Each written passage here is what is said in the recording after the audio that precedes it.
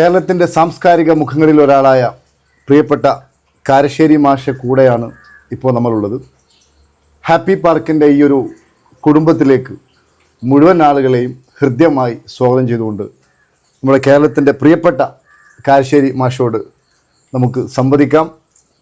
മാഷേ, ഞാൻ മാഷ വീട്ടിലേക്ക് കയറി വരുമ്പോൾ എന്നെ ഏറ്റവും അധികം ആകർഷിച്ചത് ഈ വീട്ടിൽ മറ്റൊന്നുമില്ലെങ്കിലും മഹാത്മാഗാന്ധിയുടെയും അതുപോലെ തന്നെ മാഷെ ഉമ്മ ഉപ്പ, എനിക്ക് തോന്നുന്നു ഉമ്മയും ഉപ്പയും ആണെന്ന് തോന്നുന്നു, വല്യപ്പുണ്ടോയെന്ന് അറിയില്ല. ഇല്ല എന്തുകൊണ്ടാണ് മാഷ അത്രയും, അതുപോലെ തന്നെ ഇവിടുത്തെ പരിസരമൊക്കെ എന്ന് പറയുമ്പോൾ ആളുകൾ വിശ്വസിക്കില്ല, കേരളത്തിലൊരു അറിയപ്പെടുന്ന എല്ലാവരുടെയും ഒരു ഗുരു എന്ന സ്ഥാനത്തിരിക്കുന്ന ഒരു മനുഷ്യൻ്റെ ഒരു സിംപ്ലിസിറ്റി, അത് ഞാൻ വല്ലാണ്ട് ആകർഷിച്ചു. അതുകൊണ്ട് അതിനെക്കുറിച്ചൊന്ന് ആദ്യം പറഞ്ഞുകൊണ്ട് നമുക്ക് വിഷയത്തിലോട്ട് കിടക്കാം. എന്താ ഇപ്പോൾ ഗാന്ധിയുടെ ചിത്രം എന്ന് പറഞ്ഞാൽ എനിക്ക് വളരെ ബഹുമാനമുള്ള ഒരാളാണ് ഗാന്ധി. അതിനർത്ഥം അദ്ദേഹം ദൈവമാണെന്നോ അവതാരാണെന്നോ ഒന്നുമല്ല. അദ്ദേഹത്തിന് തെറ്റുപറ്റുകയില്ല എന്നോ തെറ്റുപറ്റിയിട്ടില്ല എന്നൊന്നുമല്ല. അദ്ദേഹം പറഞ്ഞ രണ്ട് ആദർശങ്ങൾ എനിക്ക് വിശ്വാസമുണ്ട്. അതൊന്ന് സത്യം, വേറൊന്ന് അഹിംസ. അതില്ലാതെ നമ്മുടെ ജനാധിപത്യമോ നമ്മുടെ മറ്റ് സാമൂഹ്യ ജീവിതമോ ഒന്നും വാസ്തവത്തിൽ പ്രായോഗികമല്ല. അപ്പോൾ ആ ഒരു ആശയത്തോടുള്ള എൻ്റെ ബഹുമാനം കൊണ്ടാണ് ഞാൻ ഗാന്ധിയുടെ ചിത്രം വീട്ടിൽ വെച്ചത്. ഓക്കെ. പിന്നെ എൻ്റെ ഉമ്മയും ഉപ്പയും, അപ്പോൾ എനിക്ക് അവരുടെ ഛായ മറന്നു പോകാൻ ഇഷ്ടമല്ല. അപ്പോൾ ബാപ്പ മരിച്ചിട്ട് 10-42 കൊല്ലമായി, ഉമ്മ മരിച്ചിട്ട് 10-20 കൊല്ലമായി. അപ്പോൾ 24 കൊല്ലമായി ഉമ്മ മരിച്ചിട്ട്, 2000. അപ്പോൾ എനിക്ക് അവരെ എപ്പോഴും കണ്ടുകൊണ്ടിരിക്കണം. ഇപ്പോഴും അവരെ കണ്ടുകൊണ്ടിരിക്കണം. ആ, വാപ്പയോടാണ് ഉമ്മയോടാണ് കുറച്ചും കൂടി അറ്റാച്ച്മെന്റ്? അത് ഉമ്മയോടാണ്. ഉമ്മ എന്ന് പറഞ്ഞാൽ ഞാനൊരു പുസ്തകം തന്നെ എഴുതിയിട്ടുണ്ട്. മാതൃഭൂമി അടിച്ചാണ് ആ പുസ്തകം. എന്തുകൊണ്ടായിരിക്കും ഉപ്പയേക്കാൾ ഉമ്മയോടൊരു പ്രത്യേകമായിട്ടുള്ളൊരു മമത? അതായത് അത് പല ജീവിത സാഹചര്യങ്ങളാണ്. എന്താണെന്ന് വെച്ചാൽ, ഒന്ന്, എൻ്റെ വാപ്പ നല്ല തമാശക്കാരനായിരുന്നു, വളരെ നല്ല ആളായിരുന്നു, ആർക്കും എന്തും കൊടുക്കുന്ന ഒരാളാണ്. പക്ഷേ മതകാര്യങ്ങളിൽ ഭയങ്കര കാർക്കശ്യമാണ്. അദ്ദേഹത്തിൻ്റെ നർമ്മബോധം, അദ്ദേഹത്തിൻ്റെ ഉദാരത, ഇതൊന്നും അതിൽ പ്രവർത്തിക്കില്ല. ഞാൻ ഒരു ഉദാഹരണം പറഞ്ഞാൽ, ഞാൻ മദ്രസയിൽ നന്നായിട്ട് പഠിച്ചിരുന്നു. അപ്പം മുസ്ലിംമാരൊക്കെ പറഞ്ഞ് എന്നെ മുസ്ലിയാരാക്കണം. ഞാനന്ന് നന്നായിട്ട് ഓതും, പിന്നെ 5 നേരം പള്ളിയിൽ പോയി നിസ്കരിക്കും, ജമാഅത്തിനെത്തും ഞാൻ സുബൈക്കൊക്കെ. അപ്പോൾ 10ാം തരം കഴിഞ്ഞപ്പോൾ ബാപ്പയ്ക്ക് എന്താ വേണ്ടിയിരുന്നത്, ഞാൻ പള്ളി ദർസിൽ ഓതിയിട്ട് ഒരു മുസ്ലിയാരാവണം, എനിക്കാണെങ്കിൽ മലയാളവും ഇംഗ്ലീഷും ഒക്കെ പഠിക്കണം. അങ്ങനെ ഞാൻ കോളേജിൽ ചേർന്നു. അത് ചേരാനൊക്കെ എന്നെ സഹായിച്ച അദ്ദേഹത്തിൻ്റെ ജ്യേഷ്ഠനാണ് കോയക്കുട്ടി ഹാജി എന്ന് പറയും, NC കോയക്കുട്ടി, വാപ്പയുടെ ജ്യേഷ്ഠൻ മുത്താപ്പ. അദ്ദേഹത്തിൻ്റെ വീട്ടിൽ ഞാൻ താമസിച്ചിരുന്നത്. ഗുരുവായൂർപ്പുഴയിൽ ഞാൻ പഠിച്ചത്. അവിടെ 5 കൊല്ലം അവിടെ ഞാൻ താമസിച്ചത്. അപ്പോൾ വാപ്പ ഒരു നയ പൈസ തരില്ല. എന്താ കാരണം? ഞാൻ കോളേജിൽ പഠിക്കാൻ പോയി. മറ്റേ മൂത്താപ്പ 3ാം ക്ലാസ് വരെ പഠിച്ചിട്ടുള്ളൂ, വാപ്പ 7ാം ക്ലാസ് വരെ പഠിച്ചിട്ടുണ്ട്. പക്ഷെ മൂത്താപ്പയാണ് പല കാര്യങ്ങളിലും വാപ്പയെക്കാളൊക്കെ ആധുനികൻ അദ്ദേഹമാണ്. കുട്ടികൾ ഇംഗ്ലീഷ് പഠിക്കാം. അപ്പോൾ എന്നെ വക്കീൽ ഭാഗം പഠിപ്പിക്കണമെന്നായിരുന്നു അദ്ദേഹം വിചാരിച്ചത്. അപ്പോൾ BA കഴിയുമ്പോഴേക്ക് അദ്ദേഹം മരിച്ചുപോയി. പിന്നെ ഞാൻ മലയാളം MAക്ക് പോയി. എനിക്ക് വക്കീൽ ഭാഗം പഠിക്കാനൊന്നും ഇഷ്ടമുണ്ടായിരുന്നില്ല. അപ്പോൾ അതുകൊണ്ട് വാപ്പയുടെ പല കാർക്കശ്യവും, പിന്നെ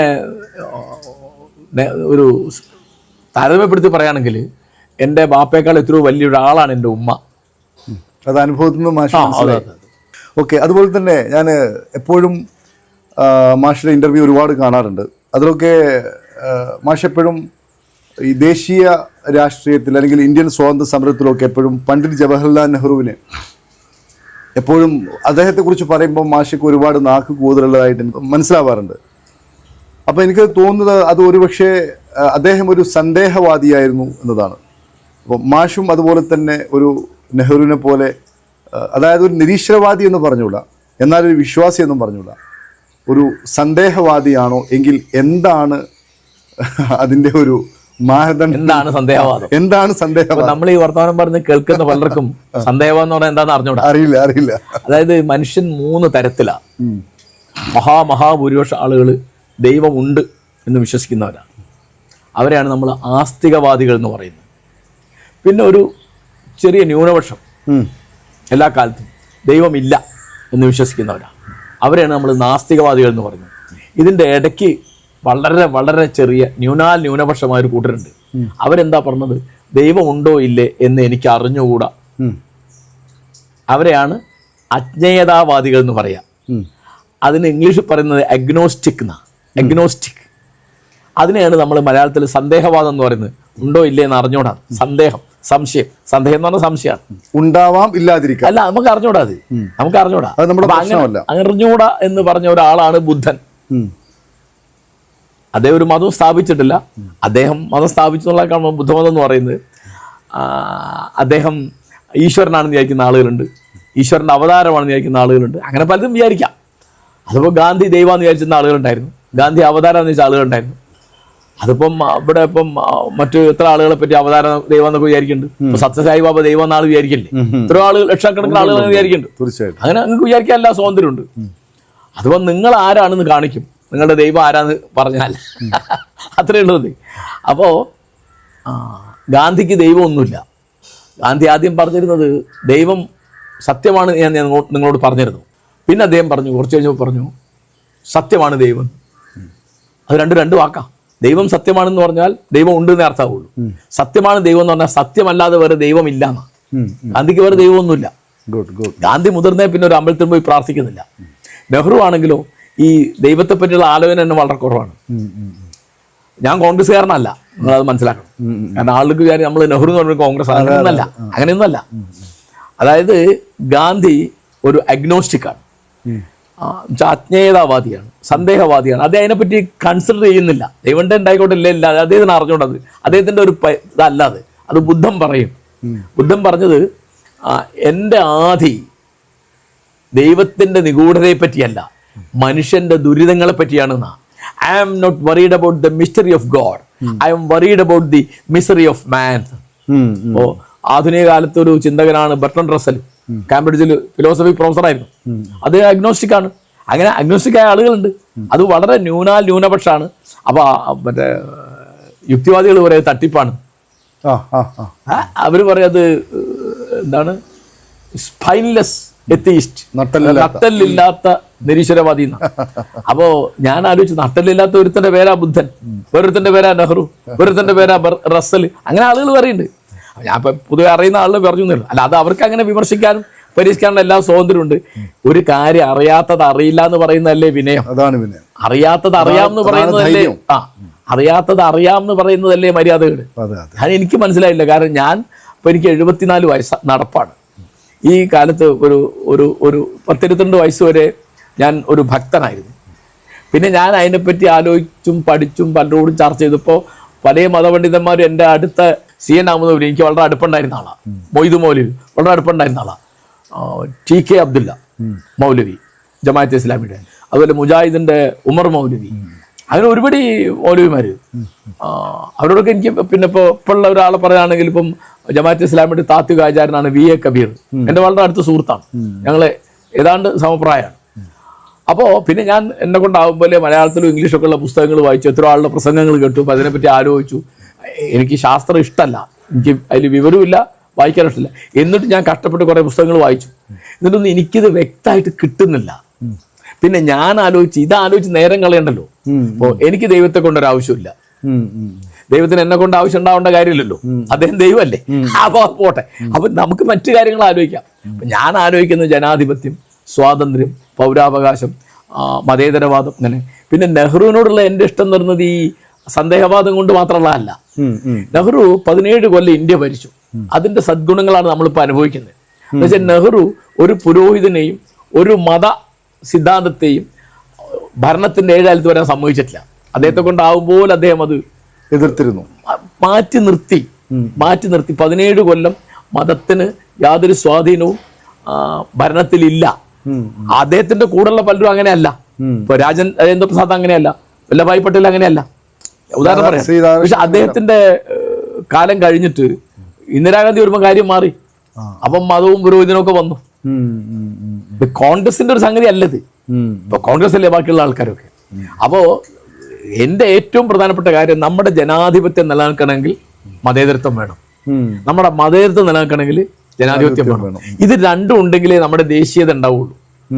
അപ്പൊ എനിക്ക് ഈ മതേതരത്വം, ജനാധിപത്യം, ദേശീയത, ഈ 3 മൂല്യങ്ങളാണ് എനിക്ക് വിശ്വാസം. എനിക്ക് വലിയ ഏറ്റവും ബഹുമാനമുള്ള ഒരാൾ മുഹമ്മദ് അബ്ദുറഹിമാനാണ്. അദ്ദേഹം വിശ്വാസിയാണ്, ഭക്തനാണ്, പക്ഷെ മതേതരവാദിയാണ്. ജനാധിപത്യവാദിയാണ്, ദേശീയവാദിയാണ്. ഇത് മൂന്നുമാണ് ആധുനിക രാഷ്ട്രീയ സങ്കല്പം എന്ന് പറഞ്ഞത്. അതിപ്പോൾ നിങ്ങളൊരു പാർട്ടിയിൽ മെമ്പറാണോ, നിങ്ങൾ ആർക്കാ വോട്ട് ചെയ്യുന്നത്, നിങ്ങളൊരു കൊടി പിടിക്കുന്നുണ്ടോ, അല്ലെങ്കിൽ നിങ്ങൾ ആർക്കാ സിന്താവ തെളിക്കുന്നത്, നിങ്ങളെ നേതാവ് ആരാണ്, നിങ്ങൾ ജാഥ പോകുന്നുണ്ടോ, ഇതൊന്നും അല്ല രാഷ്ട്രീയം. ഈ നീതിബോധമാണ് രാഷ്ട്രീയം എന്ന് പറയുന്നത്. അപ്പൊ നിങ്ങൾ കോൺഗ്രസ് ആണ്, കോൺഗ്രസിന്റെ ഒരു നേതാവ് അന്യായം ചെയ്തു, നിങ്ങൾ മിണ്ടുന്നില്ല, പിന്നെ എന്ത് ജനാധിപത്യം അത്? കോൺഗ്രസ്സുകാർ കൂടോത്രം ചെയ്യാം. ആലോചിച്ച് ഈ നൂറ്റാണ്ടിൽ അവരുടെ ഗ്രൂപ്പ് വഴക്ക് എവിടെ എത്തി? കൂടോത്രം ചെയ്തിട്ട് ഒരാളെ മുഖ്യമന്ത്രി ആക്കുക, ഒരാളെ മുഖ്യമന്ത്രി അല്ലാതാക്കുക, ഒരാളെ ആരോഗ്യം നശിപ്പിക്കുക. ഇതൊക്കെ ഈ കാലത്ത് നമ്മുടെ MP-മാര് വിശ്വസിക്കുന്നു. ഈ കാലത്ത് നമ്മുടെ MP-മാര് വിശ്വസിക്കുന്നു, അവരതിൽ ബേജാറാവുന്നു. ഇപ്പൊ K. സുധാകരന്റെ വീട്ടിൽ നിന്ന് കുഴിച്ചെടുത്ത ഈ കോഴിത്തല എന്തോ സാധനം ഉണ്ടാവും, അത് കണ്ടപ്പോൾ അദ്ദേഹം പറഞ്ഞ അദ്ദേഹത്തിന്റെ ആയുസ് വീണ്ടും കിട്ടിയല്ലോ എന്ന് ആശ്വസിക്കുക അദ്ദേഹം. ഇതിങ്ങനെ ഉണ്ട് എന്ന് പറയുന്ന പ്രധാനപ്പെട്ട ഒരാളാരാണ്? രാജ്മോഹൻ ഉണ്ണിത്താൻ. അദ്ദേഹം ഈ നാട്ടിലെ MP ആണ്. അന്ധവിശ്വാസങ്ങൾക്കും അനാചാരങ്ങൾക്കും എതിരായിട്ട് പ്രസംഗിക്കാനും പ്രവർത്തിക്കാനും നിങ്ങൾക്ക് മൗലികമായ ചുമതലയുണ്ട്. നിങ്ങളുടെ ഫണ്ടമെന്റൽ ഡ്യൂട്ടിയാണ് എന്ന് പറയുന്ന ഒരു ഭരണഘടന ഇന്ത്യയിലുള്ളത്. അത് സത്യപ്രതിജ്ഞ ചെയ്ത ഒരാളാണ്. ഭരണഘടനയിൽ മൗലികാവകാശങ്ങളുണ്ട് എല്ലാവർക്കും അറിയാം. ഫണ്ടമെന്റൽ റൈറ്റ്സ്, മൗലികാവകാശങ്ങളെ പോലുള്ള സാധനമാണ് എന്ത്? മൗലികമായ ചുമതലകൾ. അതിൽ എൻ്റെ ഓർമ്മ ശരിയാണെങ്കിൽ 11 എണ്ണം ഉണ്ട്. 8ാമത്തെ ഇതാണ് സയന്റിഫിക് ടെമ്പർ. നിങ്ങൾ യുക്തി. ഇന്ത്യയിൽ 22,500 കൊല്ലം മുമ്പ് യുക്തിയെ പറ്റി സംസാരിക്കുന്ന പ്രധാനപ്പെട്ട ആള് ബുദ്ധനാണ്. അത് ഇന്ത്യയിലാണ് സംസാരിച്ച്. കാര്യമുണ്ടെങ്കിൽ കാരണമുണ്ട്, കാരണമുണ്ടെങ്കിൽ കാര്യമുണ്ട്. അതില്ലേ ഇല്ല. കാര്യകാരണ ബന്ധത്തിലാണ് ലോകം നടക്കുന്നത്. അതിനെയാണ് യുക്തിചിന്ത എന്ന് പറയാം. അതാണ് ശാസ്ത്രീയ ബോധം. പിന്നെ ഓരോരോ കാലത്ത് പുതിയ പുതിയ ശാസ്ത്രീയ സത്യങ്ങൾ ഉണ്ടായി വരും. അടുത്ത തവണ ഇത് തെറ്റാൻ തെളിഞ്ഞു വരും. അപ്പൊ അത് മാറ്റുക. അതാണ് ശാസ്ത്രം എന്ന് പറയുന്നത്. ഈ ബുദ്ധന്റെ അത് പറഞ്ഞപ്പോഴാണ് കാര്യകാരണം. അപ്പം ഈ ഒരു ലോകം, അപ്പൊ അതിനൊരു കാരണമായിട്ടൊരു സൃഷ്ടാവ് എന്ന രൂപത്തിലാണോ മാഷ് ഉദ്ദേശിച്ചത്? അല്ല, അത് മനസ്സിലാവുന്നില്ല എന്നാണ് ബുദ്ധൻ പറഞ്ഞത്. മനസ്സിലാവുന്നില്ല, ഉണ്ടാവാം, ഇല്ലാന്ന് അദ്ദേഹം പറയില്ല, ഉണ്ടെന്നും പറയില്ല. അദ്ദേഹം പറഞ്ഞത് നിങ്ങൾ പറയുന്ന തരത്തിൽ നിങ്ങൾ ചോദിക്കുന്നു. എന്താ ചോദിക്കുന്നത്? ഒരു ദൈവമുണ്ടോ? അപ്പൊ ഒരിക്കൽ അദ്ദേഹം പറഞ്ഞു എനിക്ക് അറിഞ്ഞൂടാ. വേറൊരു സമയത്ത് ഒരു ശിഷ്യൻ ചോദിച്ചു, എന്തുകൊണ്ടാണ് അങ്ങ് ഇത് അറിയില്ല എന്ന് പറയുന്നത്? ബുദ്ധൻ പറയുന്നു, നിങ്ങൾ പറയുന്നു സർവശക്തനായ ഒരു ദൈവം, സർവജ്ഞനായ ഒരു ദൈവം, സർവവ്യാപിയായ ഒരു ദൈവം. അങ്ങനെയൊക്കെ ഒരു ദൈവം ഉണ്ടെങ്കിൽ അതെന്റെ ഈ ചെറിയ ബുദ്ധിയെ കൊള്ളൂല, എനിക്ക് താങ്ങാൻ പറ്റുന്നില്ല. ഈ ലോകത്തിലെ പ്രപഞ്ചത്തിലെ സമസ്ത കാര്യങ്ങളും അപ്പോൾ അറിഞ്ഞ് നിയന്ത്രിച്ച് സൃഷ്ടിച്ച് സംവരിച്ച്, അല്ല അങ്ങനത്തെ ഒരു ദൈവം ഉണ്ടോ? എനിക്ക് മനസ്സിലാവുന്നില്ല. അദ്ദേഹത്തിന്റെ വിനയം കൊണ്ട് പറഞ്ഞാൽ മനസ്സിലാവുന്നില്ല. നെഹ്റു തന്നെ പറഞ്ഞ് മനസ്സിലാവുന്നില്ല. അപ്പൊ അങ്ങനെയാണ് ഞാൻ ചോദിക്കുന്നത് മാഷോട്, ഈ സൂഫികള്, അതുപോലെ തന്നെ യോഗികള്, സ്പിരിച്വൽ ഗുരുസ്, അങ്ങനെ ഒരുപാട് ആൾക്കാരുണ്ട്. ഇപ്പോൾ മാഷ പോലെ എന്താ പറയുക, ഒരുപാട് വായിക്കുന്ന ഒരാളെ സംബന്ധിച്ചിടത്തോളം അത്തരം കാര്യങ്ങളെക്കുറിച്ചൊരു ഒരു ധാരണ ഉണ്ടാവാൻ സാധ്യതയുണ്ട്. ഉദാഹരണമായിട്ട് ഇപ്പോൾ ഈ സൂഫികളായ കുറേ ആളുകൾ, അവർ ഏതെങ്കിലും മതത്തിൽപ്പെട്ട ആളുകളാണെങ്കിലും ആ മതത്തിലോട് മാത്രമല്ല അവർക്കൊരു പ്രതിബദ്ധത ഉണ്ടാവുക, അവർക്ക് എല്ലാവരോടും ഉണ്ടാവും. ഇപ്പോൾ ഉദാഹരണമായിട്ട് നമ്മൾ മൊയിനുദ്ദീൻ ചിസ്തി എന്ന് പറയുന്ന അജ്മീറിലെ ഒരു ഖാജ ഉണ്ടല്ലോ, അതുപോലെ എല്ലാ മതത്തിലുമുണ്ട്. ഇപ്പോൾ നമ്മുടെ ക്രിസ്തു മതത്തിലുമുണ്ട്, ഇസ്ലാം മതത്തിലുണ്ട്, ശ്രീനാരായണ ഗുരു. അപ്പോൾ ഈ സ്പിരിച്വലായിട്ടുള്ള ഈ ആളുകൾ അവർ ഇതേപോലെ അവരുടെ ഒരു കൺസെപ്റ്റിനെ കുറിച്ച്, അല്ലെങ്കിൽ അവരുടെ ഒരു ചിന്താ രീതിയെക്കുറിച്ച്, അവരെക്കുറിച്ച് മാഷയുടെ അഭിപ്രായം എന്താണ്? എനിക്ക് അവരെ പറ്റിയാണ് ഏറ്റവും ബഹുമാനം. എന്തുകൊണ്ട്? അത് ഇവിടെ ഇപ്പോൾ ആളുകളുടെ തെറ്റിദ്ധാരണ സൂഫി എന്നോ യോഗി എന്നോ പറഞ്ഞാൽ ഏറ്റവും വലിയ ഭക്തൻ. അങ്ങനെയല്ല. അതായത് ഈ ആത്മീയതയും ഭക്തിയും തമ്മിൽ തീർത്താ തീരാത്ത ബന്ധമൊന്നുമില്ല. നിങ്ങൾക്ക് ഭക്തി ഇല്ലെങ്കിലും ആത്മീയവാദിയാവാം, ഭക്തി ഉണ്ടെങ്കിലും ആത്മീയവാദി അല്ലാതിരിക്കാം, ഭക്തിയും ആത്മീയതയും ഒന്നിച്ചു പോവാം. ഞാൻ പറഞ്ഞ മനസ്സിലായി. അത് ഒരു ദൈവത്തിൽ വിശ്വസിക്കലോ, ഒരു മതത്തിൽ ആചാരങ്ങൾ കൊണ്ടു നടക്കലോ, അല്ലെങ്കിൽ അതിൻ്റെ അനുഷ്ഠാനങ്ങൾ കൊണ്ടു നടക്കലോ ഒന്നുമല്ല. അതിൻ്റെ ഉണ്ടായിക്കോട്ടെ, ഇല്ലെങ്കില്ല. നേരെ മറിച്ച് നിങ്ങൾ നിസ്വാർത്ഥനാണോ എന്നുള്ളതാണ് അടിസ്ഥാന ചോദ്യം. നിസ്വാർത്ഥനാണ്. ഒരു യോഗി ആരാണ്? നിസ്വാർത്ഥനാണ്. അയാൾക്ക് അവനവന്റെ കാര്യത്തെക്കാൾ പരിഗണന അന്യന്റെ കാര്യങ്ങളിലാണ്. ഇപ്പൊ ഗാന്ധി, അദ്ദേഹത്തിന്റെ ഒരു കാര്യത്തിൽ ഒരു ശ്രദ്ധയില്ല, മക്കളുടെ കാര്യത്തിലില്ല. അദ്ദേഹം മക്കളെ കാര്യം ശ്രദ്ധിക്കാന്ന് പറഞ്ഞാൽ അദ്ദേഹം ശ്രദ്ധിക്കുന്ന രീതി അല്ല നമ്മൾ ശ്രദ്ധിക്കുന്നത്. നമ്മൾ അവർക്ക് പരീക്ഷ പാസ്സായി ഉദ്യോഗം ഭരിച്ച് കാശുണ്ടാക്കണം നമ്മൾ പഠിക്കുന്നത്. ഇതങ്ങനെയല്ല. ഇതിപ്പോ ഗാന്ധി പറയുന്നൊരു മനോഹരമായ ഉദാഹരണം ഞാൻ പറഞ്ഞത്. അവനവന്റെ അപ്പം അന്വേഷിക്കുന്നത് ഭൗതികത, അന്യന്റെ അപ്പം അന്വേഷിക്കുന്നത് ആത്മീയത. അതുകൊണ്ടാണ് സാർ അങ്ങനെ. അപ്പൊ നിസ്വാർത്ഥന്മാരാണ് അവര്. അവർക്ക് സ്വാർത്ഥമല്ല, പരാർത്ഥായിട്ട് ജീവിക്കുക, വേറെ ആൾക്ക് വേണ്ടി ജീവിക്കുക. ഇപ്പൊ നിങ്ങൾ പറയുന്ന ഏത് ചിസ്തി എടുത്താലും, മൊയ്നുദ്ദീൻ ചിസ്തി ആണെങ്കിലും നിസാമുദ്ദീൻ ഔലി ആണെങ്കിലും ബാക്കിയുള്ള നിങ്ങൾ ഏത് മതത്തിൽ ഏത് മിസ്റ്റിക്കിന് എടുത്താലും അല്ലെ സെയിന്റ് ഫ്രാൻസിന് എടുത്താലും ഒക്കെ അവർക്ക് അവരുടെ സുഖം അല്ല, ഭോഗങ്ങളിലല്ല അവർ രമിക്കുന്നത്, ത്യാഗത്തിലാണ്. ഭോഗം ത്യാഗം, ഭോഗം ത്യാഗം. അപ്പൊ ഇപ്പൊ ക്രിസ്തു പറയുന്നുണ്ട്, ക്രിസ്തു ഒരു സൂഫിയാണ്. എന്താണ്? നിന്റെ കുരിശുമെടുത്ത് എന്റെ പിന്നാലെ വരിക, എന്റെ കുരിശുമെടുത്ത് എന്റെ പിന്നാലെ വരിക, നിന്റെ വീട് കത്തിച്ചു കളയുക. അപ്പോ സ്വാർത്ഥം ഉപേക്ഷിക്കാന്ന് ഈ പറയുന്നത്. അപ്പം ശിഷ്യനോട് പറയുന്നുണ്ട്, നീ നിന്നെ ഞാൻ ആളെ പിടിക്കുന്നവനാക്കാം, നീ മീൻ പിടിക്കാൻ പോകണ്ട. അപ്പോ ഇത് ഇപ്പോ പൊതുവെ ആളുകളുടെ ധാരണ ഇവിടെ ഇപ്പം മുസ്ലിങ്ങളുടെ ഇടയിൽ സൂഫി തെരീക്കത്തുണ്ട്. അത് ഖാദിരിയ തെരീക്കത്ത്, ഷംസിയ, നൂരിയ, മൗലവിയ, അങ്ങനെ ഒരുപാട് നക്ഷബന്ദിയ, ഒരുപാട് തെരീക്കത്തൽ. അപ്പൊ ഇവരൊക്കെ നിസ്വാർത്ഥന്മാരാണെന്ന് തെറ്റിദ്ധരിക്കരുത്. എല്ലാവരും നിസ്വാർത്ഥന്മാരായിക്കൊള്ളുന്നില്ല. അപ്പൊ അവനവന് ഒരു മുരീദന്റെ സ്ഥാനത്ത് നിന്ന് മുർഷിദാവണം, എല്ലാവരും ഇവിടെ വരണം, എല്ലാവരും എന്നെ ആദരിക്കണം, അവർക്ക് എനിക്ക് സമ്മാനങ്ങൾ കൊണ്ടുവരണം, എനിക്ക് ആ പണം വേണം, ഞാൻ. അപ്പൊ ഈ സാധാരണ പറയുന്ന ഈ അഹം, ഈഗോ സാധനം വന്നാൽ തന്നെ നിങ്ങൾ സൂഫിയല്ല. സൂഫികള് അവര് ഇപ്പോ ഒരു സൂഫിയാണ്. ഇപ്പൊ കേരളത്തിലൊരു സൂഫി ഞാൻ പറയാം, വൈക്കം മുഹമ്മദ് ബഷീർ. ഞാൻ കണ്ടൊരു സൂഫിയ. എന്താണ്? അദ്ദേഹത്തിനൊന്നും വേണമെന്നില്ല, വെറുതെ പറയുന്നതല്ല, ഒന്നും വേണമെന്നില്ല, ഒന്നിനെ പറ്റിയും പരാതിയില്ല. ബഷീർ ഒരു പരാതി പറഞ്ഞാൽ കേട്ടില്ല. ദേഷ്യം വരും, നിങ്ങൾ എന്തെങ്കിലും അസംബന്ധം പറഞ്ഞാൽ ദേഷ്യം വരും. 2 മിനിറ്റ് കൊണ്ട് കഴിഞ്ഞു. മനുഷ്യ സഹജം, എന്തും മറക്കാൻ സാധിക്കും ബഷീർ, എന്തും പൊറുക്കാൻ സാധിക്കും. ഈ ഒരു അവസ്ഥയാണ് ആത്മീയത എന്ന് പറയുന്നത്. അപ്പൊ അത് ഏറ്റവും മഹത്തായ ഒരു ആത്മീയതയിലാണ് മാർസ് നിൽക്കുന്നത്, കാറൽ മാർസ്. എന്താ കാരണം? അദ്ദേഹം തൊഴിലാളി വർഗത്തിന്റെ മോചനത്തിന് വേണ്ടി എന്ന് അദ്ദേഹം വിചാരിക്കുന്ന കാര്യങ്ങള് പഠിക്കാനും ഗവേഷണം നടത്താനും എഴുതാനും വേണ്ടി ജീവിതം ഹോമിച്ച ഒരാളാണ്. അദ്ദേഹത്തിന് ഒരു കുഞ്ഞു മരിച്ചുപോയത് മരുന്ന് വാങ്ങാൻ പോയിട്ട് ഭക്ഷണം വാങ്ങാൻ കാശില്ലാതെ, ആ കുഞ്ഞിന്റെ ശവം മൂടാൻ ഒരു ഉടുപ്പില്ലാഞ്ഞിട്ട് അദ്ദേഹത്തിന്റെ ഉടുപ്പ് കീറിയിട്ടാണ് ചെയ്തത്. അത്ര ദാരിദ്ര്യം. ഒരു സമ്പന്നന്റെ മകനാണ് മാർസ്. ജർമ്മനിയിൽ ട്രയർ എന്ന് പറയുന്ന നഗരം തന്നെ ചെറിയ പട്ടണമാണ് കേട്ടോ, നഗരം ഇപ്പോഴും പോലും വലിയ പട്ടണമില്ല. ഞാൻ അവിടെ പോയി, ജർമ്മനിയിലാണ് ആ ട്രയർ മാർസിന്റെ ജന്മദേശം. വലിയ അഡ്വക്കേറ്റിന്റെ മകനാ, വലിയൊരു അഡ്വക്കേറ്റിന്റെ മകനാണ്. അപ്പോ അദ്ദേഹം ഇതൊക്കെ ചെയ്തത് ഈ തൊഴിലാളി വർഗത്തിന്റെ മോചനത്തിന് വേണ്ടി തനിക്ക് ചിലത് ചെയ്യാൻ ജീവിതം മാറ്റിവെച്ച. അദ്ദേഹം PhD കാരനാണ്, എന്ത് ജോലിയും കിട്ടുമായിരുന്നു. PhD ഡിഗ്രി ഉള്ള ആളാണ് കാറൽ മാർസ്. അദ്ദേഹത്തിന് ജർമ്മൻ അറിയാം, ഇംഗ്ലീഷ് അറിയാം, ഫ്രഞ്ച് അറിയാം. പിന്നെ അദ്ദേഹം പഠിച്ച, എനിക്ക് സംശയം, ലത്തീനോ അദ്ദേഹം പഠിച്ചിട്ടുണ്ട്. ഫ്രഞ്ചിലും ജർമ്മനിലും ഒക്കെ അദ്ദേഹം എഴുതിയിട്ടുണ്ട്, ഇംഗ്ലീഷിലൊക്കെ എഴുതിയിട്ടുണ്ട്. അതായത് ഒരു ബഹുഭാഷാ പണ്ഡിതനാണ് മാർസ്.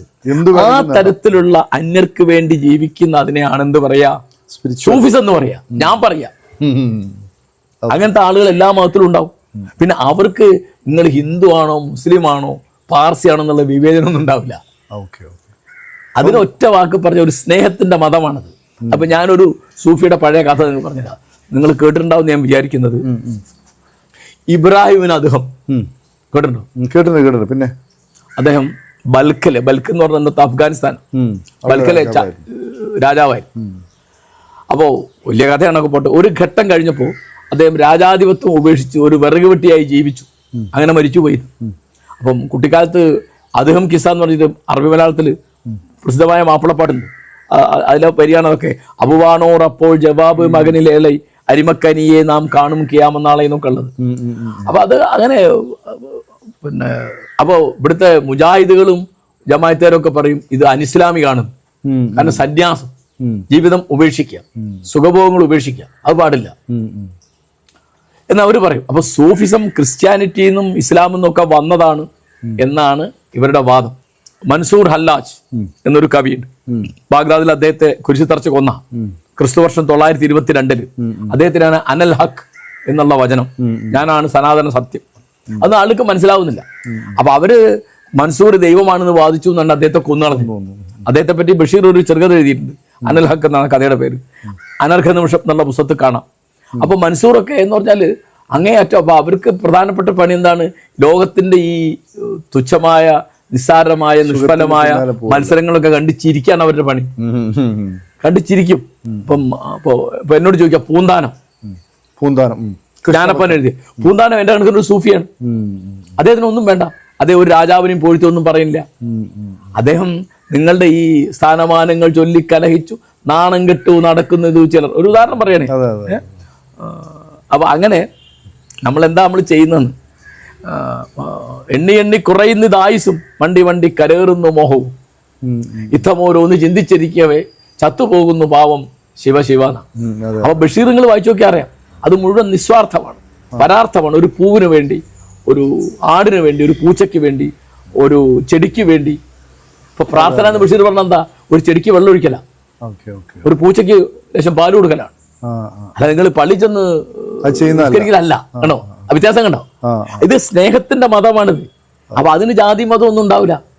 അത് ഇവിടുത്തെ സൂഫികളുടെ മഖബറയെ തന്നെയും ജാതി മതം ഇല്ലാതെ ആൾക്കാർ വരുന്നത്. ഇപ്പൊ കൊണ്ടോട്ടിയിൽ, അല്ലെങ്കിൽ മമ്പറത്ത്, അല്ലെങ്കിൽ പുത്തമ്പള്ളിയിൽ. അതൊക്കെ ശരിയാണോ? ആളുകൾ അവരുടെ ആശ്വാസം തേടി പോവാണ്. ഞാൻ അവിടെ ഒന്നും പോകാറില്ല, എനിക്കിതിലൊന്നും വിശ്വാസമില്ല. പക്ഷെ നിങ്ങളിപ്പോ എന്നോട് ചോദിച്ചത്, ഇപ്പോൾ സ്പിരിച്വാലിറ്റി എന്ന് പറയുമ്പോൾ ആത്മീയതയാണ്. ആത്മീയത എന്ന് പറഞ്ഞാൽ എന്താ? ഭൗതികാതീതമായതാണ്. അതിന് ദൈവം വേണമെന്നില്ല. നിങ്ങൾക്ക് വേറൊരാളെ സഹായിക്കാൻ എന്തിനാ ദൈവം? ഇപ്പൊ എന്നോട് ഒന്നൊരാളൊരു കാശ് കടം ചോദിച്ചു, അയാൾക്ക് തിരിച്ചു തരാൻ പറ്റാൻ ഇടയെല്ലാം തോന്നുമ്പോൾ ഞാൻ കൊടുത്തു. എന്താ? അതിനൊരു തൃപ്തി ഉണ്ട്, എനിക്കത് മതി. എനിക്ക് അതിന് നാളെ ഡിസ്കൗണ്ട് വേണ്ട. അത് ദൈവ ഒരു സ്ഥലത്ത് മാർക്ക് ചെയ്തിട്ട് എനിക്ക് കവറിലോ അല്ലെങ്കിൽ നാളെ പരലോകത്ത് മത്സരയിലോ അതിന്റെ ഡിവിഡൻഡ് വേണ്ട. അത് ചെയ്യാൻ പറ്റിയല്ലോ. അയാൾ വന്നപ്പോ ഒരു 10 രൂപ നമ്മുടെ കയ്യിൽ ഉണ്ടായി. അവിടെയാണ് അതിന്റെ തൃപ്തി എന്ന് പറഞ്ഞത്. ഇതാണ് സൂഫിസം എന്ന് പറയുന്നത്. ആത്മീയത എന്ന് പറയുമ്പോൾ അതിലൊരു വേർഡുണ്ട്, ആത്മാവ് എന്നൊരു സംഭവമുണ്ട്. അപ്പോൾ ഈ മാഷ് ഈ ആത്മാവിനെ അംഗീകരിക്കുന്നുണ്ടോ, അതല്ലെങ്കിൽ മാഷ് ഒരു സൂഫിയാണോ? എന്താ അതിനെ കുറിച്ച് പറയാൻ? ഇല്ല, ഞാൻ സൂഫിയൊന്നുമല്ല. ഞാൻ വളരെ സ്വാർത്ഥനായ ഒരാളാണ്. ഞാൻ പിന്നെ പണ്ട് ജോലി ചെയ്ത് എൻ്റെ ഭാര്യയും മക്കളെയും പോറ്റിയ ആളാണ്. ഇപ്പൊ പെൻഷൻ കിട്ടി അങ്ങനെ ചെയ്യുന്നു. ഞാൻ എൻ്റെ വളരെ സ്വകാര്യമായ സ്വാർത്ഥ ജടിലമായ ജീവൻ ജീവിക്കുന്ന ആളാണ് ഞാൻ. പരാർത്ഥമായിട്ട് ജീവിക്കാന്ന് പറഞ്ഞാൽ അങ്ങനെയൊന്നല്ല. പരാർത്ഥമായിട്ട് ജീവിക്കാന്ന് പറഞ്ഞാൽ അങ്ങനെയൊന്നല്ല. അപ്പോൾ എനിക്ക് അറിഞ്ഞുകൂടാ എന്നുള്ളതിന് ഒരു ശൈലിയുണ്ട് അറബികൾക്ക്. എന്താ അത്? അള്ളാഹു ആലം എന്ന് പറയും. എനിക്കറിയില്ല നേരർത്ഥം. അല്ല അള്ളാഹു ഉണ്ടോ, അള്ളാഹുവിന് അറിയുന്നൊന്നും അല്ല. അതുപോലെ നമ്മുടെ നാട്ടിൽ പറയും ദൈവത്തിന് അറിയാം. മലയാളത്തിൽ പറഞ്ഞ ദൈവത്തിന് അറിയാം, അല്ലെങ്കിൽ ഈശ്വരന് അറിയാം. എന്നാൽ എനിക്ക് അറിഞ്ഞൂടാന്നാ. അതുപോലെ ആത്മാവ് എന്ന് പറയുന്നത്, ഇപ്പം നിങ്ങൾക്ക് ശരീരമുണ്ട്, ബുദ്ധിയുണ്ട്, മനസ്സുണ്ട്, തലച്ചോറുണ്ട്. ഈ മനസ്സിന് എന്താന്ന് കൃത്യമായിട്ട് അറിയില്ല. മൈൻഡ് എന്ന് പറഞ്ഞാൽ എന്താന്ന് നിങ്ങൾക്ക് അറിയാലോ. മൈൻഡ് എന്ന് പറഞ്ഞാൽ എന്താന്ന് അറിഞ്ഞൂടാ. പക്ഷെ ഹാർട്ട് എന്താണ്, ബ്രെയിൻ എന്താണ്, തലച്ചോറ് എന്താണ്, ഹൃദയം എന്താണെന്നൊക്കെ നമുക്കറിയാം. ഇതുപോലെ ജീവൻ എന്താ നമുക്ക് അറിഞ്ഞൂടാ. ജീവൻ ഇപ്പൊ നമ്മള് മരിച്ചു എന്ന് പറഞ്ഞാൽ എന്താ പുറത്തേക്ക് പോയത്? പ്രാണൻ പോയി. What does it mean? എന്താ അതിന്റെ അർത്ഥം? അതുകൊണ്ട് എന്താ ഉദ്ദേശിക്കുന്നത്? പ്രാണൻ അല്ലെങ്കിൽ നിങ്ങളുടെ ജീവൻ, നിങ്ങളുടെ ആത്മാവ്, ഇതൊക്കെ പറയുന്നത് നിങ്ങൾക്ക് എന്തോ നഷ്ടപ്പെട്ടു. നിങ്ങൾ അനങ്ങുന്നില്ല, നിങ്ങൾ ചുറ്റുപാട് നടക്കുന്ന അറിയുന്നില്ല, നിങ്ങൾ മരിച്ചു കിടക്കുകയാണ്. അപ്പൊ നിങ്ങൾ നുള്ളി അറിയില്ല, ചൂടും തണുപ്പും അറിയില്ല, കുത്തിയ വേദനയാവില്ല, നിങ്ങൾ മിണ്ടുന്നില്ല, പ്രതികരണമല്ല, ഒന്നുമില്ല. അപ്പൊ എന്തോ ഒന്ന് പോയി. ആ പോയതിനെയാണ് ലോകത്തിലെ എല്ലാ ഭാഷകളിലും ഈ ആത്മാവ്, സോൾ എന്നൊക്കെ പറയുന്നത്. അറബിയിലാണെങ്കിൽ നഫ്സ് എന്ന് പറഞ്ഞാൽ ശരീരം എന്ന് അർത്ഥമുണ്ട്, ചില സ്ഥലത്ത് ആത്മാവ് എന്ന് അർത്ഥമുണ്ട്. നഫ്സ് എന്ന് പറഞ്ഞാൽ റൂഹ് എന്ന് പറയും. റൂഹ് ജീവനാണ്. അത് മലയാളത്തിൽ തന്നെ വളരെ നമ്മള് ഇപ്പൊ കരൾ എന്ന് പറയും. കരൾ എന്ന് പറഞ്ഞാൽ എന്താ? അത് ലിവറിനെയാണ് കരൾ എന്ന് പറയാം. പക്ഷെ നമ്മൾ കരളേന്ന് വിളിക്കുമ്പോൾ ഒരു പ്രണയലേഖനത്തിൽ എന്റെ കരളേന്ന് എഴുതുമ്പോൾ ഇതല്ല ഉദ്ദേശിക്കുന്നത്. അങ്ങനെ ഒരു ഭാഷാ ശൈലിയാണിത്. ആത്മാവുണ്ടോ എന്നൊക്കെ ആർക്കറിയാം? ആത്മാവുണ്ട് എന്ന് പറഞ്ഞാൽ പിന്നെ നിങ്ങൾക്ക് ദൈവം ഉണ്ടോ എന്ന് തീർച്ചയാവും. ആത്മാവുണ്ടോ എന്ന് എങ്ങനെ അറിയാം? എനിക്കറിയില്ലത്. അല്ല, നമ്മളിപ്പോ ജീവിച്ചിരിക്കുന്നു. അല്ല, നമ്മുടെ ജീവൻ പോയി. അതിപ്പോ ബുദ്ധനോട് ചോദിക്കും. ബുദ്ധനോട് ചോദിക്കും ആത്മാവുണ്ടോ? അദ്ദേഹം പറഞ്ഞ അറിഞ്ഞൂടാ, ഇല്ല എന്നാണ്. എന്താണ്? അനാത്മവാദിയാന്ന് പറയും ബുദ്ധനെ പറ്റി. അനാത്മവാദി, ആത്മാവില്ല എന്ന് വാദിക്കുന്നവൻ എന്ന് ബുദ്ധനൊരു പേരുണ്ട്, അനാത്മവാദി എന്ന് പറയും. അപ്പോൾ ബുദ്ധനോട് ചോദിച്ചു, എന്താണ് അങ്ങ് പറയുന്നത്? ആത്മാവില്ലെങ്കിൽ എങ്ങനെയാണ് ഈ വിളക്ക് കെടുമ്പോൾ എന്തോ നഷ്ടം വരുന്നില്ലേ? ഒന്നും പറയും. എങ്ങനെ വിളക്ക് കത്തുന്നത്? വിളക്ക് കത്തിയത്, ഒരു വിളക്ക്, അതിൽ കുറച്ച് മണ്ണെണ്ണ, അതിലൊരു തിരി, ആ തിരി നനഞ്ഞിട്ട് നിങ്ങൾ തീ കൊടുത്തും അത് കത്തും, അത് കത്തിത്തീരും. കാറ്റ് വന്നു, അപ്പം എന്തുണ്ടായി? തിരി കെട്ടു, വിളക്ക് കെട്ടു. അത്രേ. അല്ലാതെ അതിൽ പ്രത്യേകിച്ച് ഒന്നും വരിക പോകുന്നുണ്ടായിട്ടില്ല. അത് ഒന്നിൻ്റെ സംയോജനത്തിൽ നിന്ന്, ഒന്നിൻ്റെ ചേർന്നിരിപ്പിൽ നിന്നുണ്ടായതാണ് വിളക്ക്. വിളക്ക്, മണ്ണെണ്ണ, തിരി, തീ, ഇത് കൂടിയിരിക്കും. ഇപ്പോൾ ബുധൻ വേറൊരു കാര്യം ആ രാജാവിനോട് ചോദിക്കുന്നുണ്ട്, അങ്ങ് ഈ വന്നത് രഥത്തിലല്ലേ? അതെ. എന്താ രഥം എന്ന് പറഞ്ഞാൽ? ആ കൊടിയാണോ? ആ ഇരിക്കുന്ന ഇരിപ്പിടമാണോ? ഈ ചക്രമാണോ? ചക്രത്തിൻ്റെ മുമ്പിൽ ആ അച്ചാണിയാണോ? അല്ലെ അതിൻ്റെ പുറത്ത് വിരിച്ച തോലാണോ? അല്ലെ അതിൻ്റെ പുറത്ത് പുരട്ടിയ ചായമാണോ? ഏതാ രഥം? ഏതാണ് തേര്? എല്ലാം കൂടി കൂടുമ്പോണ്ടാവുന്ന ഒരു സാധനമാണ് തേര്. അത് അഴിച്ചെടുത്താൽ പിന്നെ തേരില്ല. ചക്രം അഴിച്ചു, കൊടി മാറ്റി, ഇരിപ്പിടം മാറ്റി, തേര്. അപ്പൊ ഇതുപോലെയാണ്. അതിങ്ങനെ ചില കാര്യങ്ങൾ കൂടിച്ചേർന്നു, അതൊരു ഘട്ടം കഴിയുമ്പോൾ അത് ഇല്ലാതെയായി. അല്ലാതെ അതിന് പ്രത്യേകിച്ച് ഒന്നും വന്നിട്ടും പോയിട്ടുമില്ല. അപ്പൊ ആത്മാവിൽ വിശ്വസിക്കുന്നില്ല ബുദ്ധൻ. പക്ഷേ ഇന്നിപ്പോ നിങ്ങൾ ബുദ്ധമതം വായിച്ചു നോക്കുമ്പോൾ ബുദ്ധൻ പുനർജന്മം ഉണ്ടെന്ന് പറയും. പുനർജന്മം എന്ന് പറഞ്ഞാൽ ആത്മാവില്ലാതെ പുനർജനിക്കാൻ പറ്റില്ല. അതാണ് ആത്മാവ് വേണ്ടേ പുനർജനിക്കണമെങ്കിൽ. ബുദ്ധന്റെ സാക്ഷാത്തായ അധ്യാപനങ്ങളിൽ, പാഠനങ്ങളിൽ ആത്മാവില്ല. പിന്നീട് അദ്ദേഹത്തിന്റെ ശിഷ്യന്മാരുടെ ശിഷ്യന്മാരോ ഒക്കെ എഴുതി ചേർത്താണ് അദ്ദേഹത്തിന് മറ്റേ എത്ര ജന്മമുണ്ട്, കഴിഞ്ഞ ജന്മത്ത് എങ്ങനെയായിരുന്നു, ഒരു ജന്മം കഴിഞ്ഞ് അടുത്ത ജന്മം ഉണ്ടാവണേ ആത്മാവ് വേണമല്ലോ. അപ്പോൾ എന്നെ മതത്തെ പഠിപ്പിച്ചത്, എന്നെ കബറിൽ കൊണ്ടുവച്ചിട്ട് അവരൊക്കെ അങ്ങോട്ട് മാറി ഒരു 7 അടി കൊണ്ട് ആകുമ്പോഴേക്കും എനിക്ക് അവിടെ വീണ്ടും ജീവൻ വന്നിട്ട് മുങ്കർ നക്കീർ എന്ന് വേറെ 2 മലക്കേട് വലിയ ദണ്ടൊക്കെ ആയിട്ട് വന്നിട്ട്, അപ്പൊ മഴസറയില് പരലോകത്ത് വിചാരണ ഉണ്ട്. അപ്പൊ അതിന് മുമ്പ് ഇവിടെ ഒരു വിചാരണ ഉണ്ട്. ഇതിനെയാണ് ചേകനൂർ മൗലവി ലോക്കപ്പ് മർദ്ദനം എന്ന് വിളിച്ചത്. ഖബറിൽ ലോക്കപ്പ് മർദ്ദനം. നിസ്കരിക്കും പ്രാർത്ഥിക്കല്ലോ, ഓമൻ ഫിത്തനത്തിൽ കബരി, ഖബറിന്റെ ഉപദ്രവത്തിൽ നിന്ന് തന്നെ രക്ഷിക്കണമേ. അപ്പൊ ഞാനൊരു ഘട്ടം ഖബറിൽ ഇങ്ങനെ ഉപദ്രവം ഉണ്ടോ ഇല്ലെന്ന് അറിയാം. ഞാൻ നിസ്കാരത്തിൽ പറയുമ്പോൾ വലിയ അന്യായം വെച്ചിട്ട് ഞാൻ അവർക്ക് നിർത്തിയത്. ഇതൊന്നും എനിക്ക് വിശ്വാസമല്ല, ഞാൻ എന്തെങ്കിലും ചൊല്ലി പറയുന്നത്. അപ്പോൾ അങ്ങനെ എനിക്കറിയില്ല. അപ്പോൾ ആത്മാവ് ഇല്ല എന്ന് തന്നെയാണ് ഞാൻ തൽക്കാലം വിചാരിക്കുന്നത്. തൽക്കാലം. പക്ഷെ അഭിപ്രായം മാറുമല്ലോ. അതിലിപ്പോ ഞാൻ പറഞ്ഞില്ല, ഞാൻ LP UP പഠിക്കുന്ന കാലത്ത് 5 മണിക്ക് സുബൈക്ക് ജമാഅത്തിന് പള്ളിയിൽ പോയിരുന്ന ആളാണ്. അന്നത്തെ എൻ്റെ ഒപ്പ് അറബിയിലായിരുന്നു. എനിക്ക് നല്ല, അന്ന് ഞങ്ങൾക്ക് 5ാം ക്ലാസ്സിൽ സംസ്ഥയുടെ പൊതുപരീക്ഷയിൽ അതിക്കാന്നൊരു കിതാബ് പഠിക്കാണ്ടായി. അതിൽ 72 വരി, ആദ്യത്തെ 72 കാണാപ്പാടം പഠിക്കണം. ആ 72 കാണാപ്പാടം പഠിച്ച ഞാൻ മാത്രമല്ലേ ക്ലാസ്സിൽ. അത്ര നല്ല ഇത് പഠിക്കാൻ, ഖുർആനും ഹദീസും ഇതൊക്കെ പഠിക്കാൻ വളരെ ഇഷ്ടമായിരുന്നു. എനിക്കതൊക്കെ വിശ്വാസമായിരുന്നു. പക്ഷെ അന്നും എനിക്ക് ഈ ധാരാളം ചോദ്യങ്ങളുണ്ട്. അതൊക്കെ ചോദ്യങ്ങളൊക്കെ ചോദിച്ചിട്ട് എനിക്ക് അടിയുള്ളൂ. ഉസ്താദ് എന്താ ചെയ്യാ, അദ്ദേഹത്തിന് മറുപടി ഇല്ല, ഉണ്ടായിരിക്കടാന്ന് പറയും. അപ്പൊ ഞാൻ വീണ്ടും ചോദിക്കും, അപ്പൊ അടിക്കുമ്പോണ്ടാതെയാവും. ഏത് വിഷയത്തിലും പറഞ്ഞ പോലെ തന്നെ ഒരു ആത്മാവുണ്ടോ ദൈവമുണ്ടോ ഈ വിഷയത്തിൽ അറിയില്ല. ബുദ്ധന്റെ ഒരു നിലപാടാണ്. അപ്പോൾ ബുദ്ധനെ മാത്രം പിടിക്കുന്നതിന് പകരം ബുദ്ധൻ പോലെ ഒരുപാട് ആളുകൾ ലോകത്ത് വന്നിട്ടുണ്ട്. ഉദാഹരണമായിട്ട് യേശു ക്രിസ്തു, മുഹമ്മദ് നബി, അതുപോലെ തന്നെ ഇബ്രാഹിം, അബ്രഹാം, അങ്ങനെ ഒരുപാട്. ഇപ്പോൾ ശ്രീകൃഷ്ണനാവട്ടെ, രാമനാവട്ടെ. അപ്പോൾ നമ്മൾ സാറ് പറഞ്ഞതുപോലെയാണെങ്കിൽ ഇവരൊക്കെ ഒരു നിസ്വാർത്ഥരായിട്ടുള്ള ബുദ്ധനെ പോലെയുള്ള ബോധോദയം ലഭിച്ച ആളുകളായിരിക്കില്ലേ? അങ്ങനെ പറയാൻ പറ്റില്ല. ഇപ്പോൾ ഉദാഹരണം പറയാം. ഇപ്പോൾ ഒരു ഇതിൽ വളരെ നിങ്ങൾ ശ്രദ്ധിക്കേണ്ട ഒരു കാര്യമാണ് അധികാരം. ഇപ്പോൾ ജന്മന അധികാരം കിട്ടിയ ആളാണ് ബുദ്ധൻ. അദ്ദേഹം അത് ഉപേക്ഷിച്ചു പോയി. കപിലവസ്തുവിലെ ശുദ്ധോദന മഹാരാജാവിന്റെ പുത്രൻ സിദ്ധാർത്ഥനാണ് നമ്മൾ ഇന്ന് അറിയുന്ന ബുദ്ധൻ. അവൻ, എൻ്റെ ഓർമ്മ ശരിയാണെങ്കിൽ 29ാമത്തെ വയസ്സിൽ കൊട്ടാരം ഉപേക്ഷിച്ചു പോകും.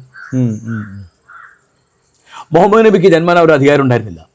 അദ്ദേഹം അധികാരം നേടി. മദീനയിൽ അദ്ദേഹം ഭരണാധികാരിയാവുമ്പോൾ എന്താണ്, അദ്ദേഹം രാജാവാണ്, സർവ്വസൈന്യാധിപനാണ്, സുപ്രീം കോടതി ചീഫ് ജസ്റ്റിസാണ്, പിന്നെ പോരാത്തതിന് പ്രവാചകനുമാണ്. 4 അധികാര സ്ഥാനങ്ങൾ നബിയിൽ ഒരുമിച്ച് കൂടും. അത്ര അധികാരമുള്ള ഒരാളാണ് നബി. ക്രിസ്തുവിനോട് ജനങ്ങൾ പറഞ്ഞു, ഞങ്ങൾ തന്നെ രാജാവാക്കാം. അദ്ദേഹം പറഞ്ഞു, വേണ്ട, എനിക്ക് രാജാവാണ്ട, എനിക്ക് ഞാൻ ദൈവരാജ്യത്തെ രാജാവാണ്. അപ്പോൾ ഇവരെല്ലാവരും ഒരേ മട്ടിലല്ല.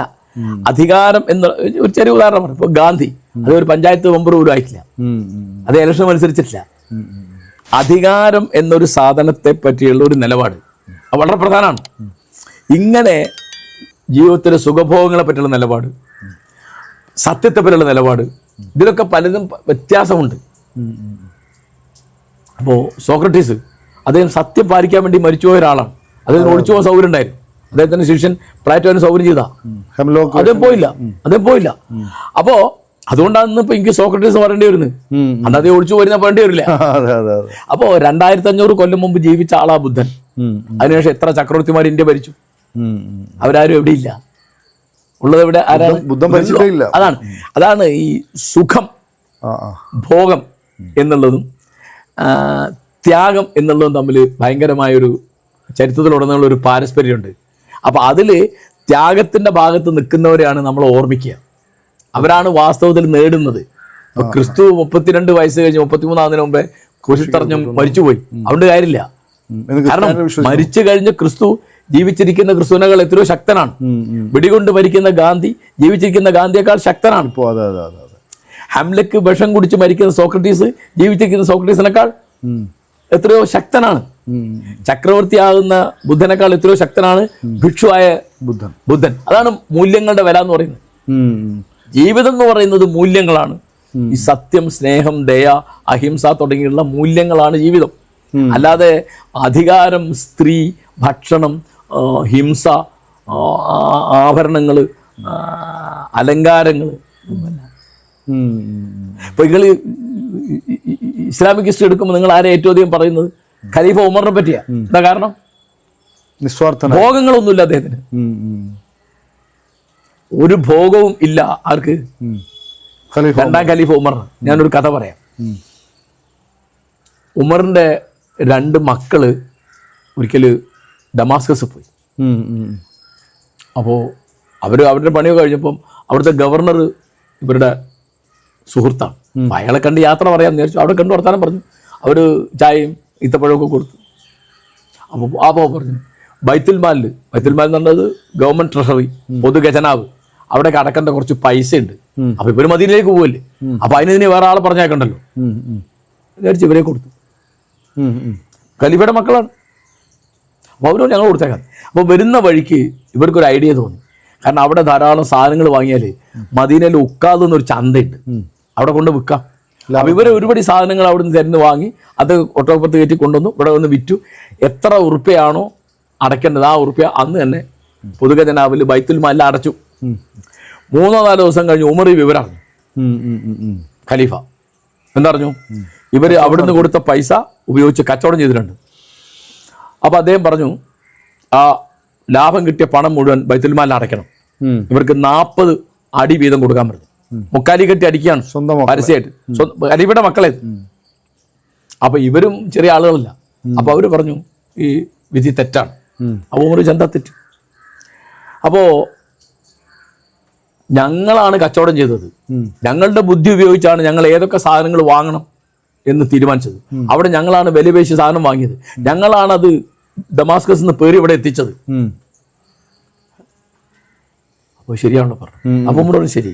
അപ്പോൾ ഇവർ പറഞ്ഞു ബൈത്തുൽമാലിൻ്റെ ഉള്ളത് എന്താണ്? ആ മുടക്കുമതിന് മാത്രമാണ്. ഞങ്ങളാണ് അധ്വാനിച്ചത്, അതിന്റെ ലാഭം അവിടെ അടയ്ക്കൂല എന്ന് പറഞ്ഞു.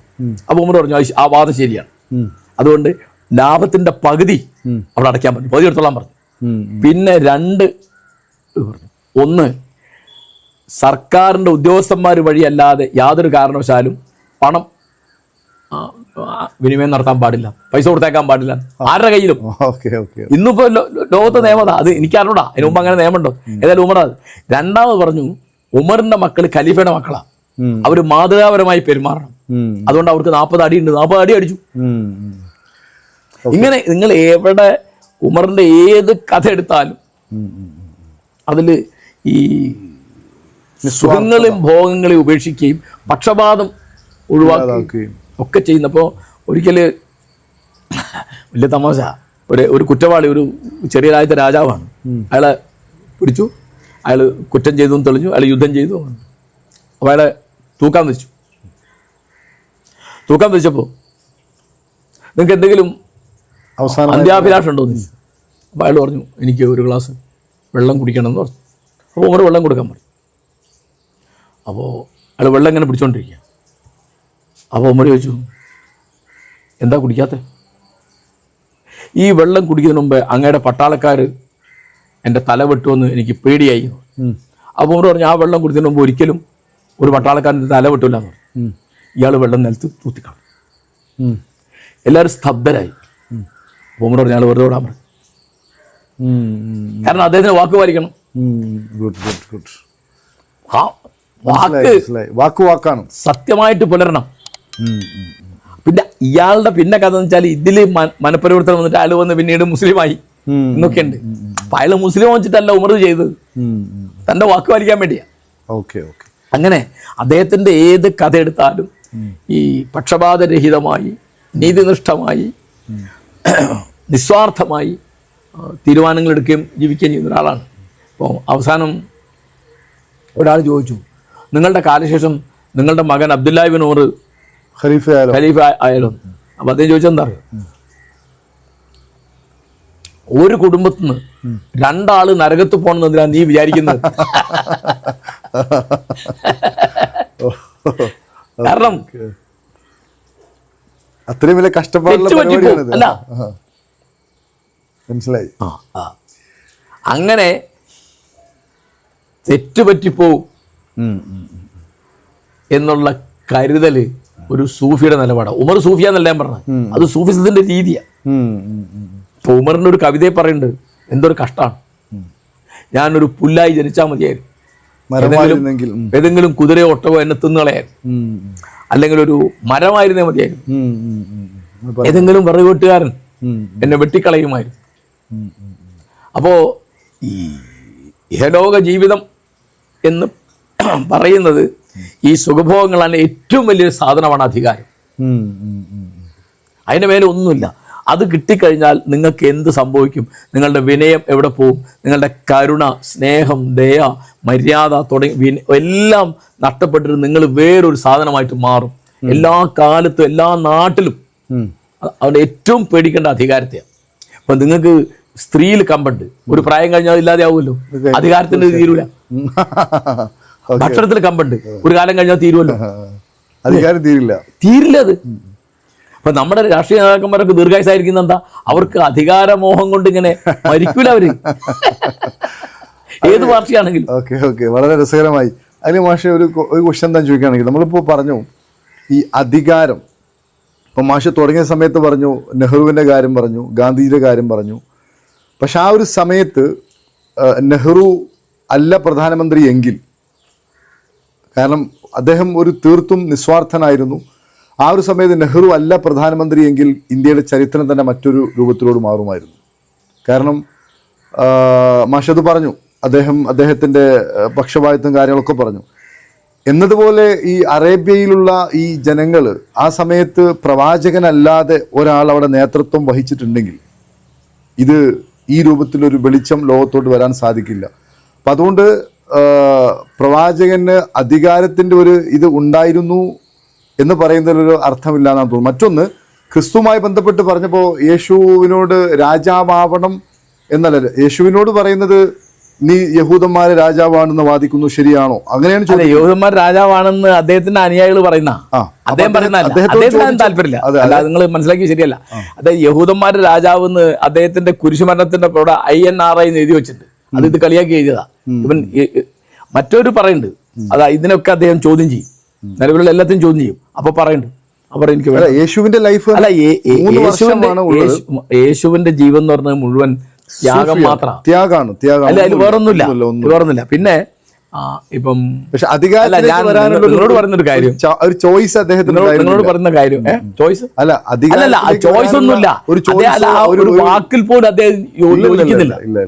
അദ്ദേഹത്തെ ആള് രാജാവാക്കുന്നില്ല, റോമ ചക്രവർത്തിയുടെ അധികാര ഉള്ള സ്ഥലം അത് ചോദിക്കാൻ അഗസ്റ്റസ് സീസർ ഭരിക്കുന്ന കാലത്തെ പറ്റി പറയുന്നത്, ചോദിക്കാൻ ഒരു അവസരം പോലും ഇല്ല. അത് ആളുകൾ മോഹം കൊണ്ട് പറയുന്നതാണ്.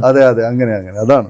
അതിപ്പോ കേരള കോൺഗ്രസ്സുകാർക്ക് പറയാം, മാണി സാറിന് മുഖ്യമന്ത്രി ആക്കാമായിരുന്നു, അങ്ങനെ വിചാരിക്കുമല്ലോ. അത്രയും അദ്ദേഹത്തോട് ബഹുമാനമുള്ള ആളുകൾ പറയുന്നത്. അതുപോലെ ഈ അല്ലെ, പിന്നെ ഈ നിങ്ങൾ ധരിച്ച ഒരു കാര്യം തീരെ ശരിയല്ല എന്ന് എനിക്ക് തോന്നുന്നു. എന്താ വെച്ചാല് ലോകം മാറ്റാൻ അധികാരമൊന്നും വേണ്ട. നിങ്ങൾ ചോദിച്ചത് മുഹമ്മദ് നബി അല്ല അവിടെ എന്തെങ്കിലും ഇങ്ങനെ മാറ്റം ഉണ്ടാവും.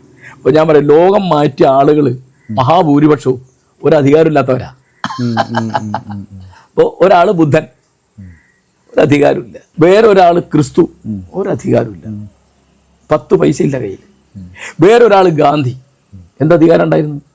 ഒരു ബാങ്ക് അക്കൗണ്ട് ഇല്ല ഗാന്ധിക്ക്, 10 പൈസ ഇല്ല ഗാന്ധിയുടെ കയ്യിൽ, ഉണ്ടോ? ഇല്ല ഇല്ല ഇല്ല. അപ്പോൾ ലോകം മാറ്റിയത് ഇപ്പോൾ 20-ാം നൂറ്റാണ്ട് പൊതുവേ ലോകം, പ്രത്യേകിച്ച് ഇന്ത്യ മുഴുവൻ മാറ്റി മറിച്ച ആളുടെ പേര് ഗാന്ധി എന്നാണ്. ഗാന്ധി, നാരായണ ഗുരു കേരളത്തിൽ. അല്ല, നാരായണ ഗുരു കേരളത്തിലല്ലേ. ഇപ്പോൾ ഇംഗ്ലണ്ടിലോ ജപ്പാനിലോ ഓസ്ട്രേലിയയിലോ ആഫ്രിക്കയിലോ അമേരിക്കയിലോ ഒക്കെ നോക്കിയാൽ കാണുന്ന ഒരാളുടെ പേരാണ് ഈ ഗാന്ധി എന്ന് പറയുന്നത്. Yes yes yes. അദ്ദേഹം ലോകം മാറ്റുന്ന എങ്ങനെയാ? ഒരു അധികാരം അദ്ദേഹത്തിന്, ഞാൻ പറഞ്ഞില്ലേ, ഒരു പഞ്ചായത്ത് മെമ്പർ ആയിട്ടില്ല. അപ്പൊ അധികാരം ഉണ്ടായിട്ടാണ് ഈ മതരാഷ്ട്രവാദികൾ പറയുന്ന ഒരു കാര്യം ഞങ്ങൾ പറയുന്നത്. ഇപ്പോൾ കള്ള് കുടിക്കണ്ട, ഞാൻ ഒരു ഉദാഹരണം പറയാം. കള്ള് കുടിക്കണ്ട എന്ന് പറഞ്ഞു. ഇത് നടപ്പാക്കാൻ നിങ്ങൾക്ക് മദ്യം തീർത്ത് നിരോധിക്കാം, അതൊരു വഴിയാണ്. ആ വഴി പൂർണ്ണമായും വിജയിക്കൂല. തീർച്ചയായിട്ടും. എവിടെയും വിജയിച്ചിട്ടില്ല. അറേബ്യയിൽ വിജയിച്ചിട്ടില്ല. ഇല്ല ഇല്ല ഇല്ല ഇല്ല. നേരെ മറിച്ച് നിങ്ങൾക്ക് മദ്യത്തിൻ്റെ കൊള്ളരുതായ്മകളെ പറ്റി ആളുകളെ ബോധവൽക്കരിക്കാം. അവിടെ ആർക്കും ഒന്നും ചെയ്യാൻ പറ്റില്ല. മാറ്റം എന്ന് പറഞ്ഞാൽ മനസ്സിലാണ്ടാവുന്നുണ്ട്, ശരീരത്തിലല്ല. ഗുഡ്. മാറ്റം ഉണ്ടാവാൻ ഇപ്പോൾ ബുദ്ധൻ മരിക്കും അവസാനം പറയുന്നത് എന്താണെന്നറിയോ? ആനന്ദ, നീ നിന്റെ വിളക്കാവുക എന്നാ. ഞാൻ പറഞ്ഞ കേൾക്കണം എന്നല്ല പറഞ്ഞു. അതാ പറഞ്ഞു. പിന്നെ ബുദ്ധൻ ഇടയ്ക്ക് പറയുന്നൊരു കാര്യം, ഈ പറയുന്നതൊക്കെ ശരിയാണ് എന്ന് നിങ്ങൾ വിചാരിച്ചു കളയരുത്. ഞാൻ പറയുന്നതുകൊണ്ട് ശരിയാണെന്ന് ഒരിക്കലും വിചാരിക്കരുത്. നിങ്ങൾ നിങ്ങളുടെ നിലയ്ക്ക് ഇതൊക്കെ ആലോചിക്കണം എന്നാണ് ഞാൻ പറയുന്നത്. അത്രേ ഉള്ളൂ. ബുദ്ധൻ താൻ ദൈവമാണെന്നോ പ്രവാചകനാണെന്നോ അവതാരമാണെന്നോ തന്നെ പിൻപറ്റുന്നോ ഒരിക്കലും പറഞ്ഞിട്ടില്ല. മനസ്സിലായോ? അപ്പോൾ അറേബ്യ മാറ്റാൻ അധികാരം കൊണ്ടാണ് മാറ്റിയത്. പക്ഷെ അധികാരമില്ലെങ്കിൽ എൻ്റെ കണക്കിന് ഇതിനേക്കാൾ നന്നായിട്ട് മാറുമായിരുന്നു. അല്ല, അദ്ദേഹത്തോട് ചോദിക്കുന്നില്ലേ, നിങ്ങൾ രാജാവാക്കണോ, സ്വത്ത് വേണോ, പണം വേണോ? അല്ല, അത് നിങ്ങൾ പറഞ്ഞ മുസ്ലിങ്ങൾ ചോദിച്ച കാര്യമാണ്. ഖുറൈശികൾ ചോദിച്ച ചോദ്യം ഞങ്ങൾ പറഞ്ഞത്. അവിടുന്ന് അത് കഴിഞ്ഞിട്ട് അദ്ദേഹം മദീനയിലേക്ക് പോകുമല്ലോ. അവിടെ അദ്ദേഹം രാജാവാണ്. മദീനയിൽ അദ്ദേഹം ഭരിക്കും. മദീന ഭരിക്കുന്ന മുഹമ്മദ് നബിയാണ്. അദ്ദേഹം മരിച്ചു കഴിഞ്ഞിട്ട് 632 അബൂബക്കർ സിദ്ദീഖ് ഖലീഫയായിട്ട് വരുന്നത്. ഭരണാണത്. ഞാൻ പറയുന്നത് ഇപ്പം മക്കയിലുള്ള നബിയും മദീനയിലുള്ള നബിയും 2 നബിയാണ് എൻ്റെ കണക്കിൽ. നിങ്ങൾ ഖുർആൻ എടുത്തു നോക്കിയാൽ അതിൽ മക്കി ആയിട്ടുള്ള സൂറത്തുണ്ട്, മദനിയുണ്ട്. വളരെ വ്യത്യാസം. അപ്പോൾ അവിടുത്തെ ഹിജറ പോകുന്നവരുള്ള നബി വളരെ ക്ഷമയും വളരെ സ്നേഹവും മര്യാദയൊക്കെ ഉള്ള ഒരാളാണ്. ഒരിക്കലും ബലപ്രയോഗത്തെ പറ്റി ആലോചിക്കാത്ത ഒരാളാണ്. മദീനയിൽ വരുമ്പോഴാണ് അദ്ദേഹം, പിന്നെ അതിനുമുമ്പ് യുദ്ധമൊന്നുമില്ലല്ലോ. എത്ര യുദ്ധം അദ്ദേഹത്തിന്റെ ജീവിതത്തിൽ. അപ്പൊ ഞാൻ യുദ്ധത്തോട് യോജിക്കുന്ന ഒരാളല്ല. കാരണം യുദ്ധം ചെയ്തിട്ട് നിങ്ങൾക്കൊരു ലോകം തിരുത്താൻ പറ്റില്ല. തിരുത്തി അങ്ങോട്ട് തന്നെ പോകുന്നു. തീർച്ചയായും. അപ്പോൾ ഞാൻ ഉദാഹരണം പറഞ്ഞുതരാം. വളരെ പല കാര്യത്തിൽ ഞാൻ ബഹുമാനിക്കുന്ന ആളാണ് കമാൽ അത്താതുർക്ക്, മുസ്തഫ കമാൽ പാഷ. തുർക്കിയിലെ ഭരണാധികാരിയായിരുന്നു. അതേ ഒരു ഘട്ടം കഴിഞ്ഞപ്പോൾ ഈ മതേതരത്തെ അടിച്ചേൽപ്പിക്കാൻ തുടങ്ങി. ഉദാഹരണം പറഞ്ഞാൽ പർദ്ദ ഇടുന്നത് നിരോധിച്ചു. അതിന്റെ പ്രതിപ്രവർത്തനമാണ് ഇപ്പോൾ അവിടെ കാണുന്നത്. 100 കൊല്ലം കഴിഞ്ഞു. അദ്ദേഹം 1923-24 കാലത്ത് അതൊക്കെ പറയുന്നത്. ഇപ്പൊ എന്താണ്? ഏറ്റവും വലിയ മതമൗലികവാദി ഭരിക്കുന്ന നാടാണ് തുർക്കി. അങ്ങനെ ചെയ്യരുത്. കാരണം നിങ്ങൾക്ക് പർദ്ദയ്ക്ക് എതിരുണ്ടോ? നിങ്ങൾ പറഞ്ഞാൽ മതി. നിങ്ങൾ പർദ്ദ ഇടണമെന്നാണെങ്കിലും ഇടണ്ടെന്നാണെങ്കിലും ഒന്നും ബലം പ്രയോഗിക്കരുത്. അപ്പൊ ബലം പ്രയോഗിക്കാണ് ഇറാൻ. സോവിയറ്റ് യൂണിയൻ ബലം പ്രയോഗിച്ച നടക്കൂല. ഇത് ബലം കുറച്ചു കാലത്തേക്ക് ഉണ്ടാവും, പിന്നുണ്ടാവില്ല. കാരശ്ശേരി മാഷെ വളരെ പഠനാർഹവും ചിന്താർഹവുമായിട്ടുള്ള ടോക്കാണ് ഇപ്പോൾ നമ്മൾ കേട്ടത്. മാഷ് അടുത്തറിയുമ്പോഴാണ് ഇത്രയും സത്യസന്ധതയും ഇത്രയും ലാളിത്യവും ഇത്രയും നർമ്മബോധവും ഒക്കെയുള്ള ഒരു വ്യക്തിയാണെന്ന് നേരിട്ട് അറിയുമ്പോഴാണ് മനസ്സിലാവുക. അപ്പോൾ മാഷിപ്പോൾ നമ്മളോട് പറഞ്ഞ ഒരുപാട് കാര്യങ്ങൾ, അദ്ദേഹം സ്പിരിച്വാലിറ്റിയെക്കുറിച്ച് പറഞ്ഞു, അതുപോലെ തന്നെ ദൈവവിശ്വാസത്തെക്കുറിച്ച് പറഞ്ഞു, അതേപോലെ തന്നെ നാട്ടിൽ നടക്കുന്ന വിഭാഗീയതകളെക്കുറിച്ച് പറഞ്ഞു. എല്ലാം വളരെ സരസമായിട്ട്, ഏതെങ്കിലും ഒരാളോട് പക്ഷപാതം കാണിച്ചുകൊണ്ടോ ഏതെങ്കിലും ഒരാളെ തൃപ്തിപ്പെടുത്താനോ അതൃപ്തിപ്പെടുത്താനോ ഒന്നും ശ്രമിക്കാതെ പച്ചയായി നമ്മളോട് സംസാരിച്ചിരിക്കുകയാണ്.